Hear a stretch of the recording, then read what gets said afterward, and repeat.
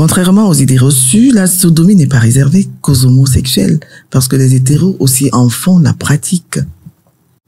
Donc, vous comprenez que ça se pratique aussi entre hétéros. Si vous êtes curieuse de savoir quelle sensation cela peut procurer, vous pouvez toujours essayer, mais il faut que cette pratique soit totalement désirée par les deux partenaires et pratiquée en douceur. Si vous êtes tendu et que votre homme est trop brutal, vous risquez d'avoir mal. Il ne faut surtout pas forcer. Parce que si vous forcez, vous savez ce qui peut arriver, une déchirure, forcément. Donc, quand on parle de la sodomie, on parle de la zone anale. Et c'est une zone très énervée. Et c'est une zone érogène. Pour certains, c'est une zone érogène parce qu'elle est très énervée. Vous savez, là où passent les nerfs, il y a une certaine sensation érotique que vous pouvez ressentir. Donc, une fois au niveau du rectum, vous avez le sphincter. Avec le sphincter, c'est le sphincter qui rend l'anus un peu plus petit, plus serré.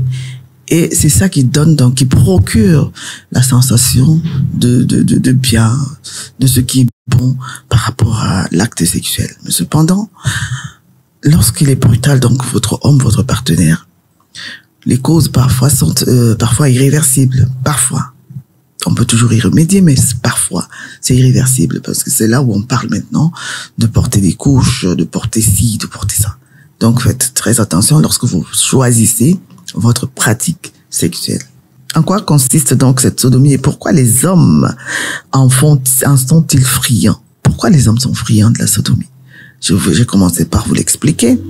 Parce que vous avez donc le sphincter. Vous avez le sphincter qui est bien serré, c'est l'anneau qui serre au niveau de l'anus. Cet anneau-là, quand il est bien serré, il raffermit l'anus et lui, il prend du plaisir pendant la pénétration à avoir une autre sensation qui parfois nous amène au 7e ciel, comme je vous le disais tantôt. Donc, hommes et femmes face à la sodomie. Parlons-en. 25% des femmes avouent avoir déjà tenté la sodomie et seulement 10% d'entre elles admettent avoir pris du plaisir. Si la majorité des femmes refusent l'expérience, c'est avant tout par peur d'avoir mal ou de se trouver dans une position humiliante. On a toujours l'impression que cette position-là, à cheval, comme on dit généralement, cette position-là est humiliante, que non, je ne pense pas qu'elle soit humiliante. C'est une position parmi les positions que nous adoptons pour un acte sexuel. Par contre, lorsqu'on parle donc de la sodomie maintenant, vous savez, moi je prends toujours un exemple. Je dis, pour aller aux toilettes lorsqu'on est constipé, une toute petite selle comme ça ne parvient même pas à sortir. Mais comment est-ce que un engin truffé de sang, c'est-à-dire quand un pénis est déjà en érection, il est très nerveux. Donc imaginez donc ce pénis en train de vous défoncer le derrière. Imaginez ça. Moi, je pense que c'est un gros risque. Moi, j'ai jamais essayé. Jamais essayé. Mais à une époque, quand même, je demandais à mon mari si on pouvait essayer, mais moi, je regardais encore ça comme ça.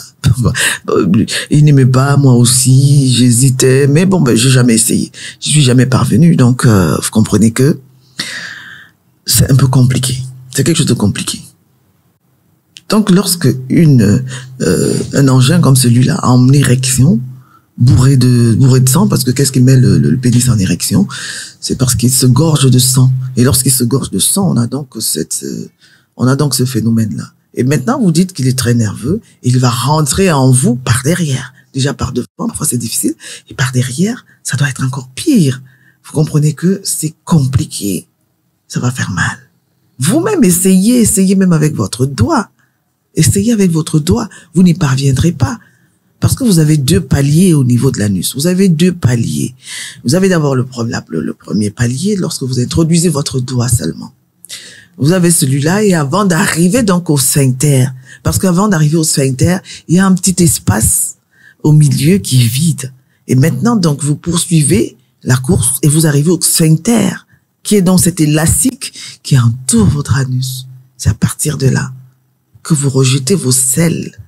Et sur commande, c'est ce sphincter qui vous permet de rejeter vos selles par derrière. Et maintenant que vous allez passer l'engin par là, Dieu n'a pas créé ça pour ça. Dieu n'a pas créé ça pour ça. Et moi, c'est ce que vous devriez d'abord comprendre. C'est ce que nous devrions d'abord comprendre. Donc, en revanche, un homme sur 3 pratiquerait la sodomie. Un homme sur 3, c'est beaucoup. Un homme sur 3, c'est des statistiques, je n'invente rien. Pratiquerait la sodomie. Pour quelle raison? Allons savoir. Du point de vue physique, vous comprenez, le rapport anal est très jouissif pour l'homme. Le rapport anal est très jouissif pour l'homme. En effet, le sphincter anal est plus étroit que le vagin, parce que le vagin lui laisse passer, alors que le sphincter, il est bien serré. Vous comprenez? Donc, le sphincter anal laisse donc, mais à l'étroit, il est à l'étroit que le vagin, est plus étroit que le vagin.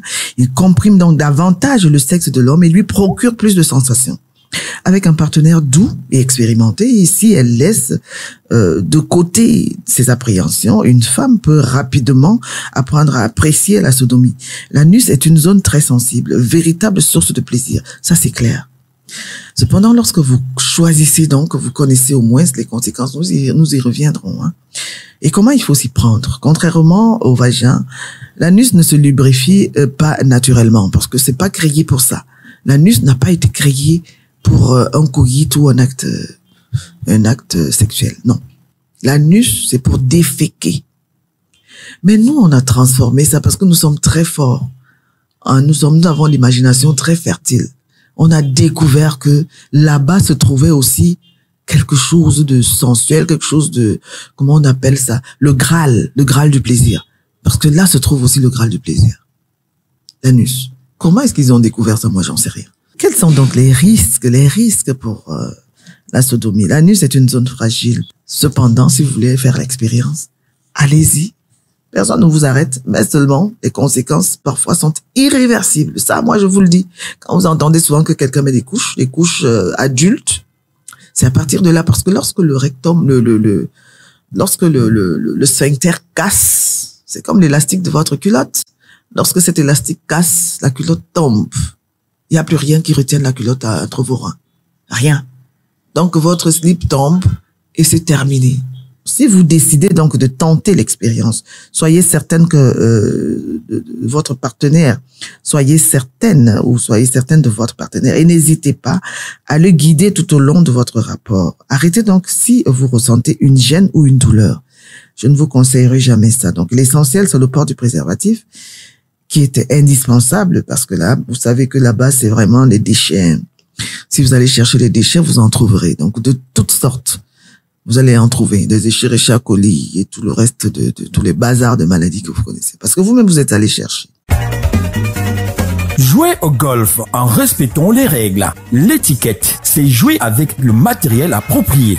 Bienvenue au Chalet du Golfeur, votre boutique de référence en matière de golf au standard international. Le Chalet du Golfeur est situé au Golf Club à Yaoundé. Contact plus 237 699 49 67 28. WhatsApp plus 33 609 70 36 75.